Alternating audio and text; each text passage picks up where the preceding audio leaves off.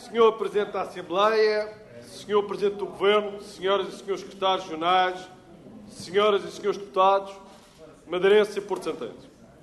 Estamos perante um orçamento que é primordial para a recuperação económica e para a estabilidade social no próximo ano. Um orçamento com fortes estímulos económicos, com uma redução de impostos, que promove o emprego e que aposta na recuperação da atividade empresarial, desde a agricultura, as pescas, a indústria, o comércio, até o turismo, pois todos os setores devem ser apoiados e estimulados neste momento decisivo para a nossa região. Um orçamento que olha para quem mais precisa, e em especial para quem verdadeiramente precisa, como um sinal claro de esperança e de sensibilidade da maioria parlamentar e governativa. Estas prioridades são uma realidade. Apesar deste orçamento ser realizado em circunstâncias difíceis, pois, para além de uma crise económica e social, continuamos com uma persistente crise sanitária. Continuamos em tempos de incertezas, mas estamos confiantes e seguros com a determinação e a competência que o Governo Regional tem demonstrado através de medidas preventivas e interventivas para minimizar os efeitos desta pandemia junto da nossa população. Minhas senhoras e meus senhores, a discussão deste orçamento não se deve reduzir ao debate parlamentar, pois há muito que já perdemos a esperança de explicar ou de esclarecer os deputados da oposição sobre os números e a realidade do orçamento. Devemos, sim, elucidar a nossa população, que é a verdadeira beneficiária deste documento, onde as opções e as prioridades da maioria parlamentar e governativa para 2022 se materializam em medidas concretas e reais. E permitam-me, senhoras e senhores deputados, que dê um exemplo de uma medida real. Este é o 7º orçamento regional consecutivo que reduz os impostos, onde o Governo Regional apresenta uma clara opção de apostar no desagravamento fiscal, beneficiando o rendimento e a poupança das famílias, assim como a liquidez das empresas, fazendo da Madeira a região do país onde se verifica uma sucessiva baixa de impostos nos últimos anos. Permitam-me que destaque que desde 2016, sob a liderança de Miguel Albuquerque, os impostos devolvidos à população por uma opção política orçamental mais justa e equitativa vão totalizar em 2022 valores superiores a 180 milhões de euros. Eu gostaria de destacar este número. Devolvemos mais de 180 milhões de euros à população desde 2015, sob a liderança deste Governo Regional. E mesmo perante o atual cenário económico e de incerteza e de uma forte redução da receita pública, é importante recordar, para quem gosta de falar de números, que esqueceram-se de referir hoje que a receita pública nestes 2 anos reduziu mais de 200 milhões de euros. Perdemos mais de 200 milhões de euros nessa receita pública por efeito da pandemia. E mais, a região sozinha vai ter que suportar mais de 560 milhões de euros do efeito desta pandemia. Dinheiro esse que não tem qualquer solidariedade do Estado português. É inacreditável, num momento de dificuldade, quando o Estado pediu e exigiu solidariedade europeia, não houve qualquer solidariedade da República para com a Madeira.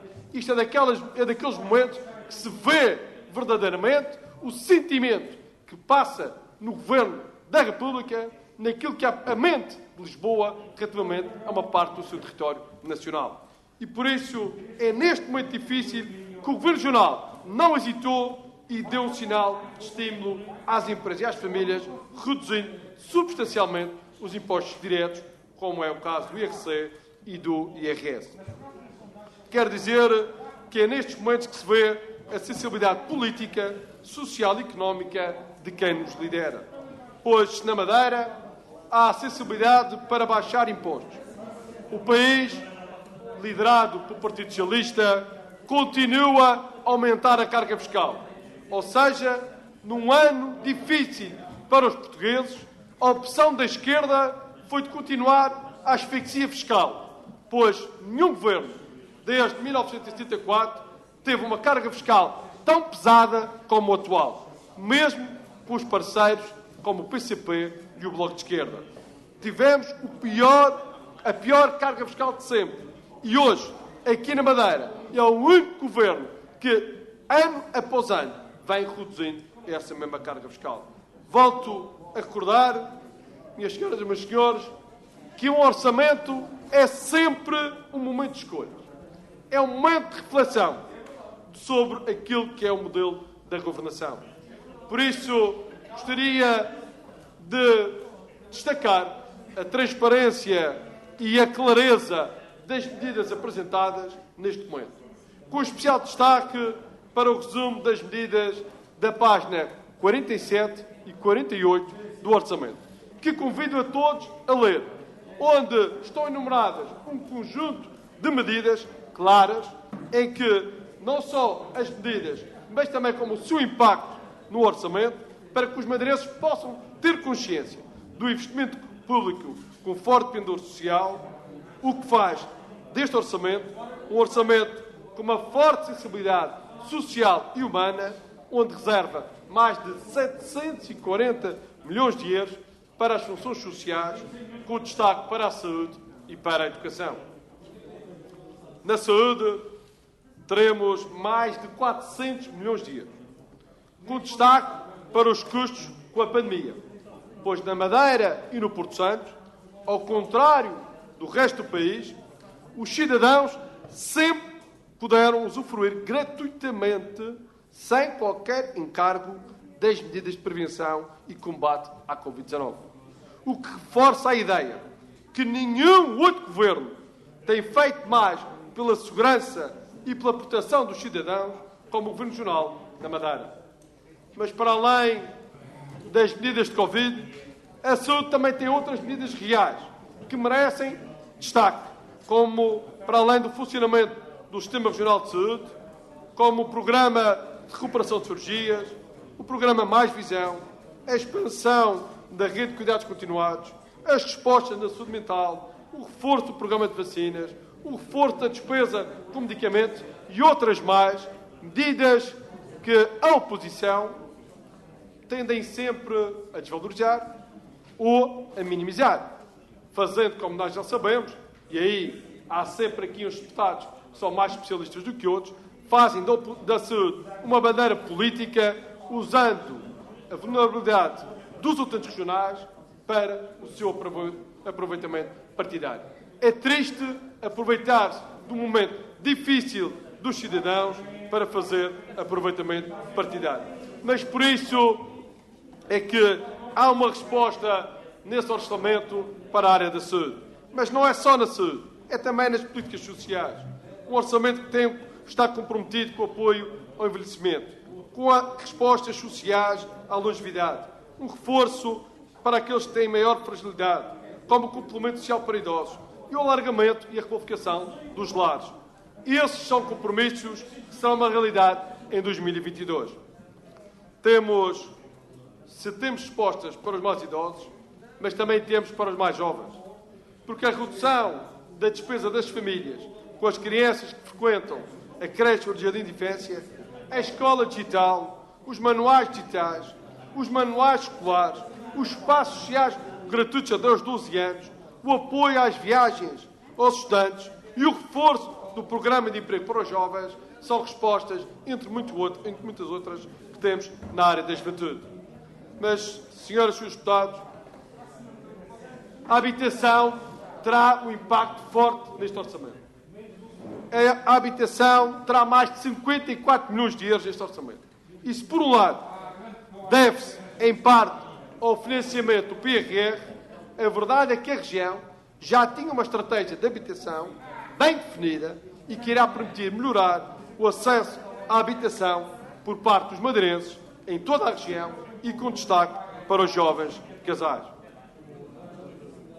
Minhas senhoras e meus senhores, mas há mais.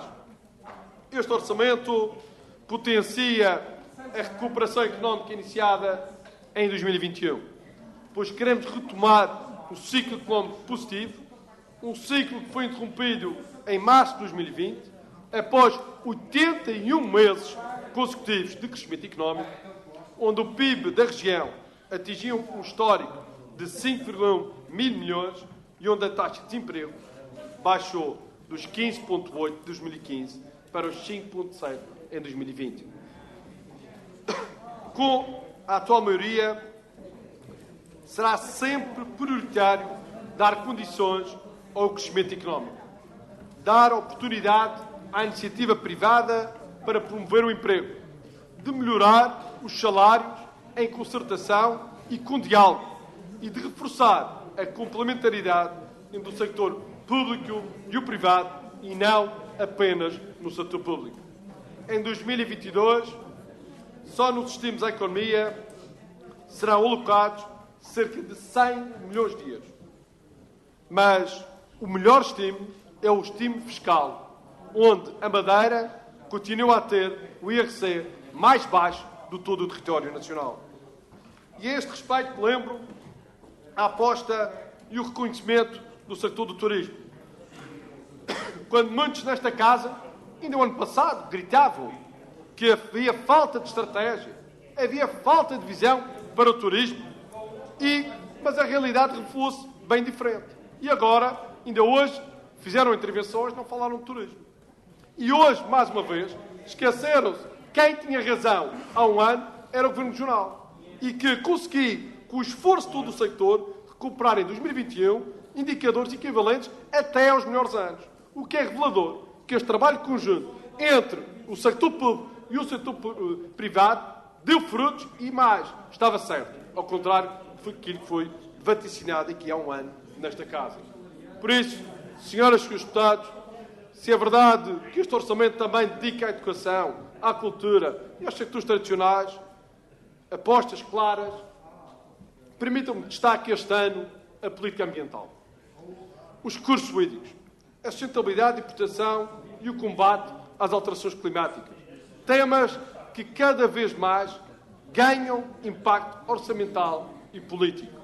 A recente proposta enviada a esta Casa do regime jurídico da Reserva Natural das Ilhas Selvagens fará que a Madeira tenha a maior área marinha protegida de todo o Atlântico Norte, é um excelente exemplo da sensibilidade ambiental deste Governo.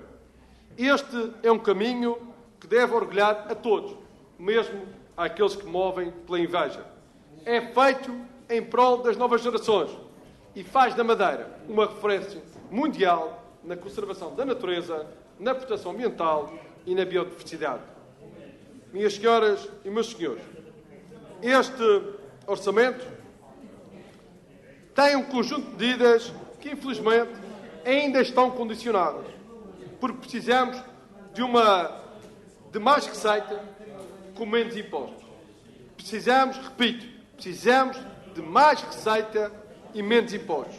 E isso a Lei de Finanças Regionais não nos permite. Pois, para termos uma verdadeira lei que pratica a atividade fiscal, precisamos de mais do que 30% da redução dos impostos nacionais. E ainda de termos instrumentos fiscais mais estáveis e capazes de gerar a confiança dos investidores. Mas, infelizmente, ainda temos uma classe política nacional que prefere promover a dependência económica das regiões autónomas em vez de proporcionar caminhos e soluções alternativas. Estamos fartos de ser maltratados nos orçamentos de Estado. Estamos fartos de ser menosprezados pelo Governo da República. Há 7 orçamentos consecutivos que somos prejudicados e até no defunto Orçamento de Estado de 2022 éramos prejudicados em mais de 15 milhões de euros. Repito, para quem não conseguiu ouvir bem, no último Orçamento de Estado, o defunto, até aí, retiravam-nos 15 milhões de euros. Por isso, senhoras e senhores deputados, está na hora de escolhermos uma Assembleia, um Governo da República e um Primeiro-Ministro que nos respeite e que nos trate com dignidade, equidade e justiça. Nunca houve em Portugal um Primeiro-Ministro tão rancoroso como a parte do território nacional. E a recente lista anunciada, Sr. Deputado, sem dúvida, e volto a repetir, nunca houve em Portugal um Primeiro-Ministro tão rancoroso como a parte do território nacional. E a recente lista anunciada pelo Partido Socialista da Madeira às eleições legislativas é reveladora desse mesmo rancor. Uma escolha que é um prémio do Lar do Rato pelos serviços prestados por aqueles que nunca hesitaram em defender os interesses do PS Nacional e de António Costa. Para o PS, quem trai a autonomia merece ser deputado na Assembleia da República. Ou seja, nada melhor do que ter uma lista de traidores.